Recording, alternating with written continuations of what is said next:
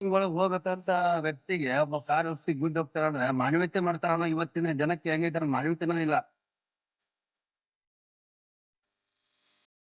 ಹೊಸ ನ್ಯಾಯಾಲಯದ ಹಿಂಭಾಗದಲ್ಲಿರುವ ಚೈತನ್ಯ ಶಾಲೆಯ ಬಳಿ ಭಾನುವಾರ ಸಂಭವಿಸಿದ ರಸ್ತೆ ಅಪಘಾತದಲ್ಲಿ ಒಂದು ಕಾರು 50 ವರ್ಷದ ವೃದ್ಧನಿಗೆ ಡಿಕ್ಕಿ ಹೊಡೆದಿದೆ.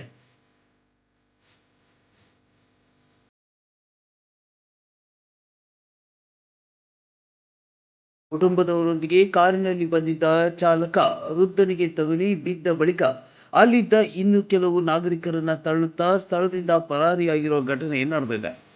ದೈಹಿಕವಾಗಿ ನಿಂದಿಸಲು ಮುಂದಾಗಿದ್ದರೂ ಸಹ ಮಾನವೀಯತೆ ಮೆರೆಯದೆ ಅಪಘಾತ ಸ್ಥಳದಿಂದ ಓಡಿ ಹೋದ ಘಟನೆ ಸ್ಥಳೀಯರಲ್ಲಿ ಆಕ್ರೋಶಕ್ಕೆ ಕಾರಣವಾಗಿದೆ.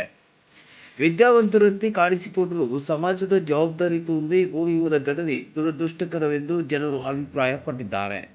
ರಾಹುಲ್ ನಾಗಪುರ್.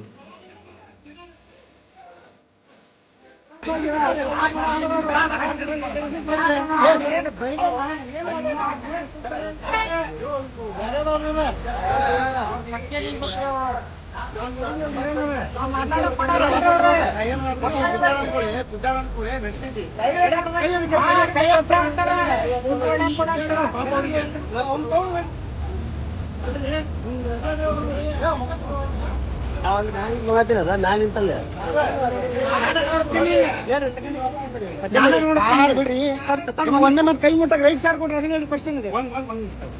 ಕಾರ್ ಬುದ್ಧಿ ಮತ್ತೆ ಸೆಕೆಂಡ್ ಅಲ್ಲಿ ಮಾತಾಡೋಣ. ರೈಟ್ ಸಾರ್ ಮಾತಾಡ್ತೇನೆ ಬರ್ರಿ. ಯಾಕೆ ವಿಚಾರ